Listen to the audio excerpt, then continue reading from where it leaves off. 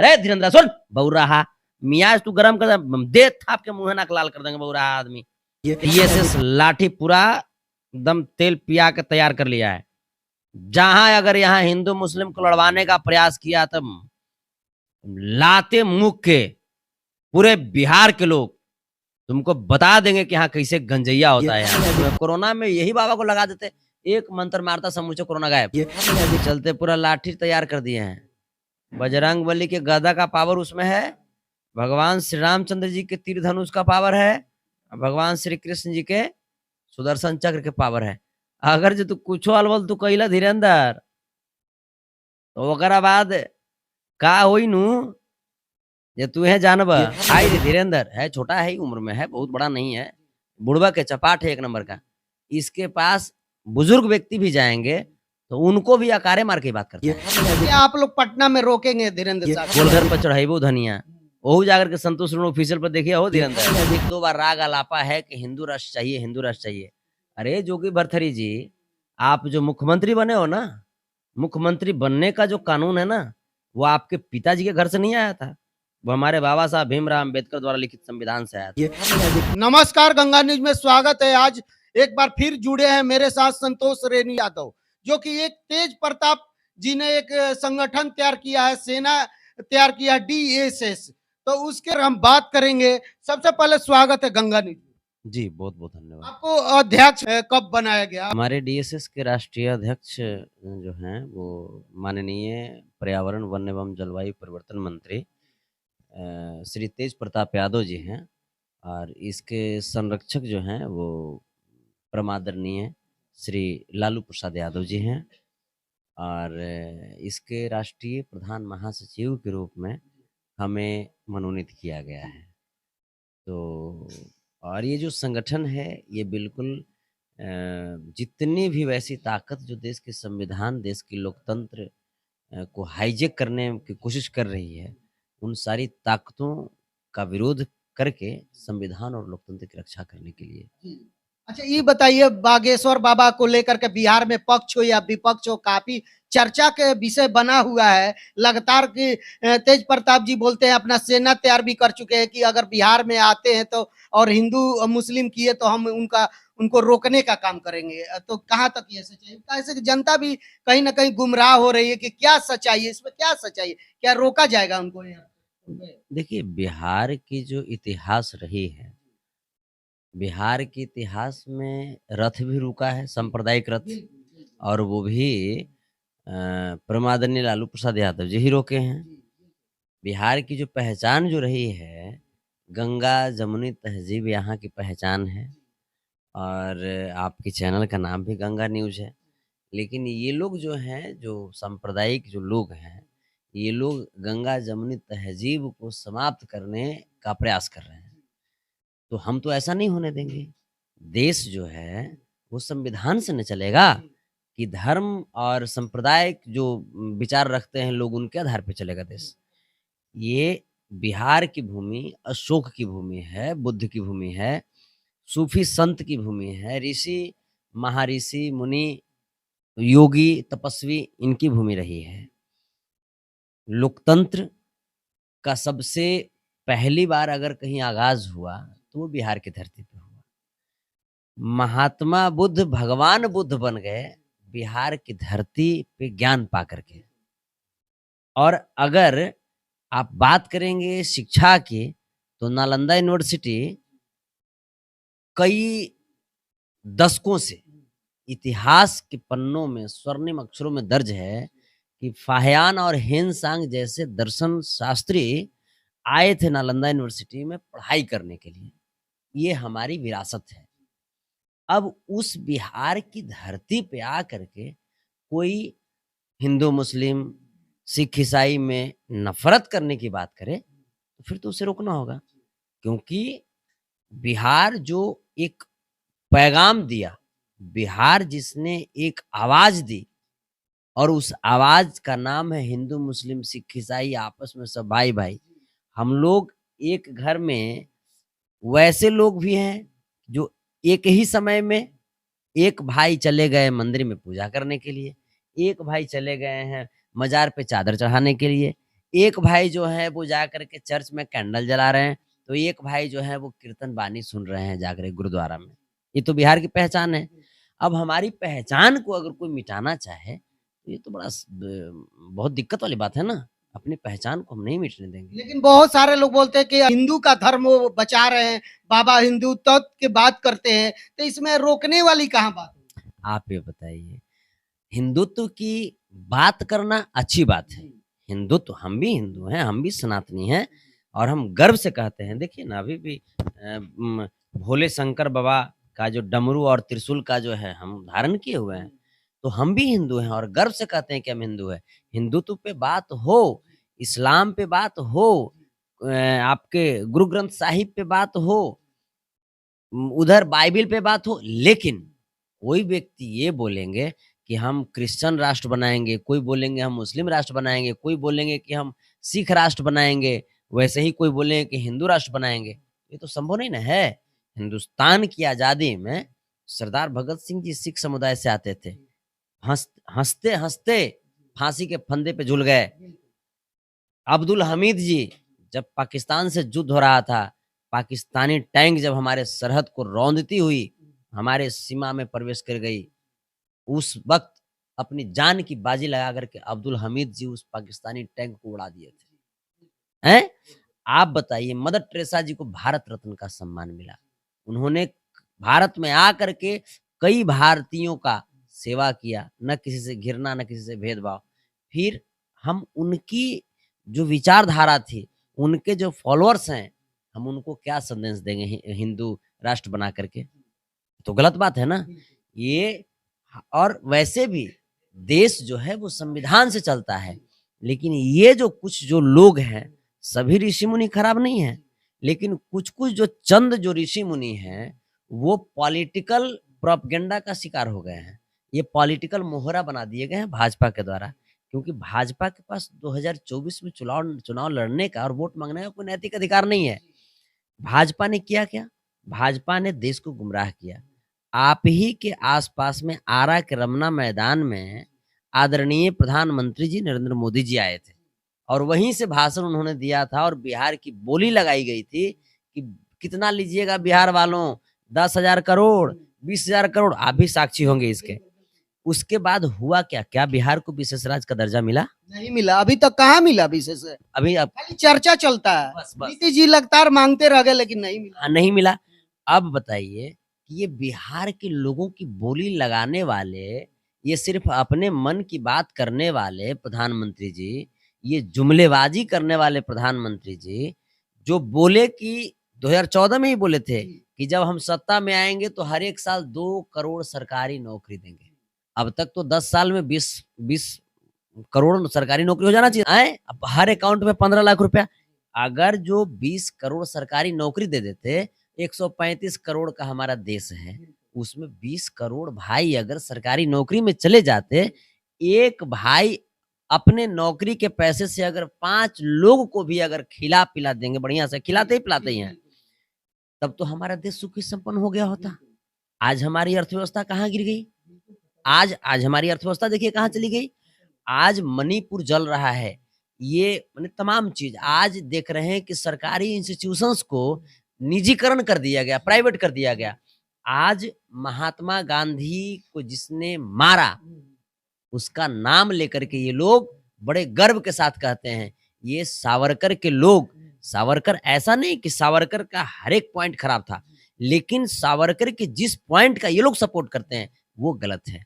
आप ये बताइए, सावरकर ने अंग्रेजों से माफ़ी माँगी, उस पॉइंट को ये लोग कहते हैं कि सही है। तुम्हारे सही कहने से सही नहीं ना हो जाएगा।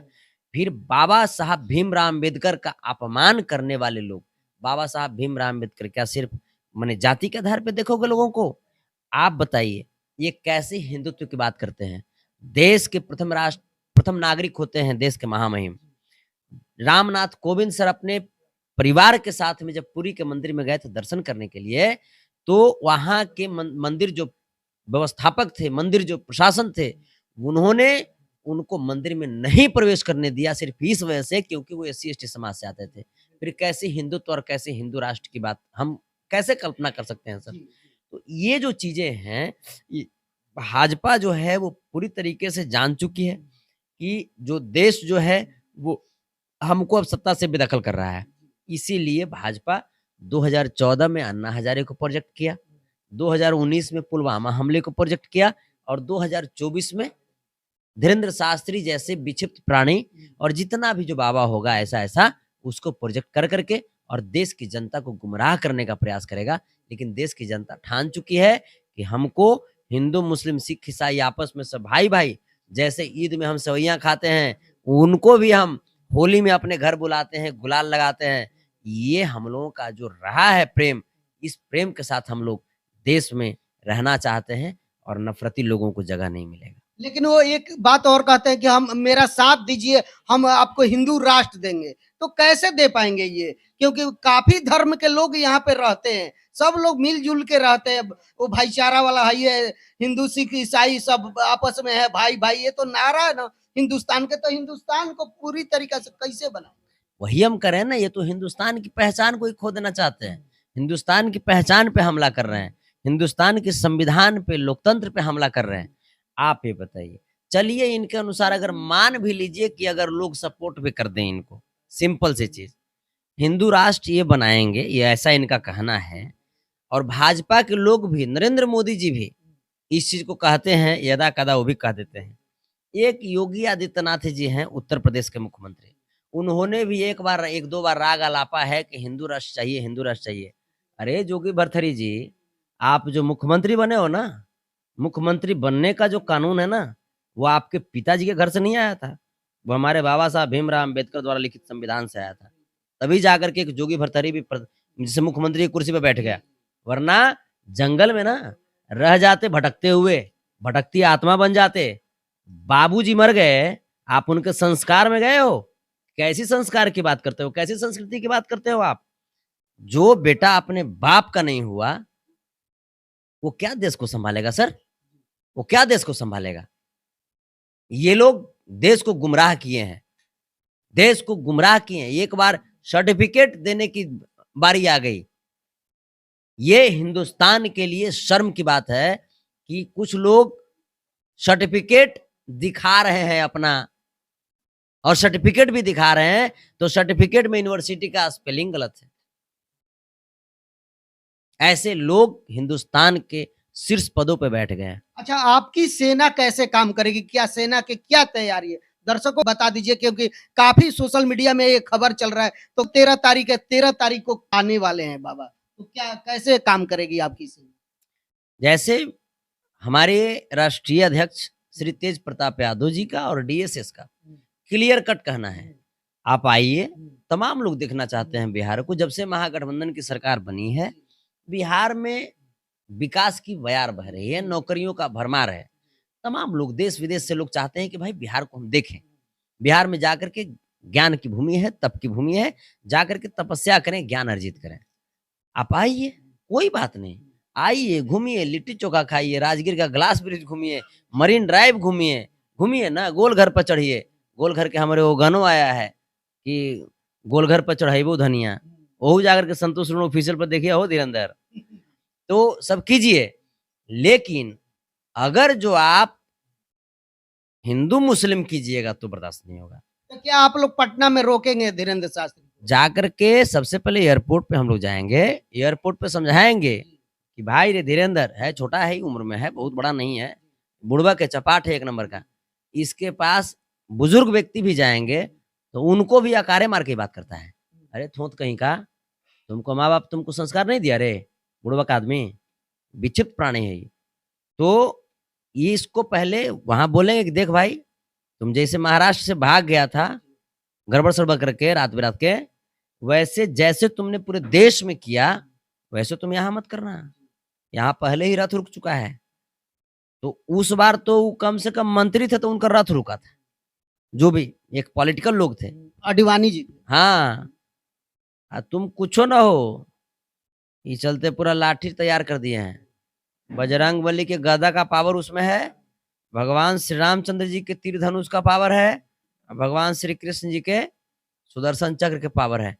अगर जो तू कुछो अलबल तू कइला धीरेंद्र, तो ओकरा बाद का होई नु ये तू है जानब ये हालांकि डर चुका है देखिए खाली दिखाता है वो दिखाता है अंदर से तो एक हालत खराब है इसके लीवर में सूजन आ गया है ऐसा हमको सुनने में आया है लोग कुछ बोल रहे थे लेकिन लेकिन कहीं ना कहीं वो भविष्यवाणी करते हैं, पर्ची निकालते हैं।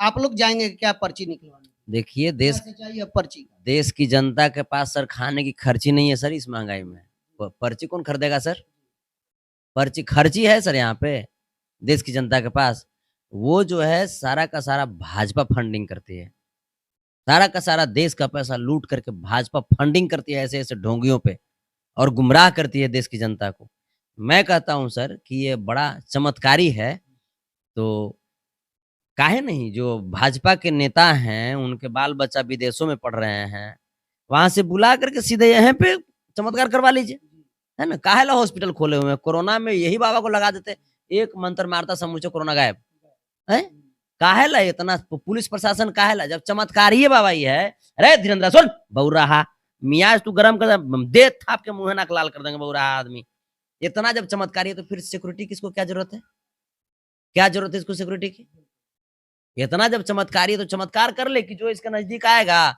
वो ऑटोमेटिकली इसका भक्त बन जाएगा ऐसा कर दे तू थोथा बिहार में आ रहे हो समझा डीएसएस लाठी पूरा एकदम तेल पिया के तैयार कर लिया है जहां अगर यहाँ हिंदू मुस्लिम को लड़वाने का प्रयास किया तब लाते मुख के पूरे बिहार के लोग तुमको बता देंगे कि यहाँ कैसे गंजैया होता है यहाँ और संवैधानिक तरीके से आपकी सेना कब निकलेगी यहाँ से?